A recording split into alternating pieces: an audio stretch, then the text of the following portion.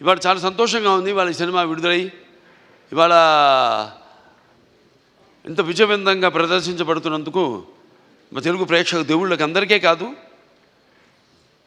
యావత్ భారతదేశపు ప్రజలందరికీ నా హృదయపూర్వక కృతజ్ఞతాభివందనాలు తెలియజేసుకుంటున్నాను. మరి కృతజ్ఞతలు తెలియజేసుకున్నందుకు, ఎంత మంచి పాఠం ఇచ్చినందుకు మీరు కూడా రుణం తీర్చుకోవాలి. అంటే ఎప్పుడు అంటారు శత్రు రుణం రుణశేషం అగ్నిశేషం శత్రుశేషం ఉండకూడదని. అలాగే ఈ శేషం కూడా మీరు ఉంచుకోకుండా ఏ ఉద్దేశంతో అయితే ఈ సినిమా తీసామో ఆ ఉద్దేశాన్ని మీరు పాటించాలి. ఏదో మనం వింటాం, ఆడు గుడికి వెళ్తాం, ఏదో దండం పెట్టుకుంటాం దేవుడికి, ఎందుకు? ఇప్పుడు ఆయన అన్నారు గంగాధర శాస్త్రి గారు ఇంతకుముందు, అది గుడికి వెళ్ళి చేస్తే అది భక్తి అవుతుంది.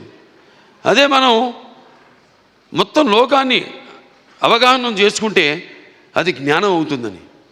అంటే మనిషి పుట్టుకకు ఏదో ఒక కారణం ఉంటుంది.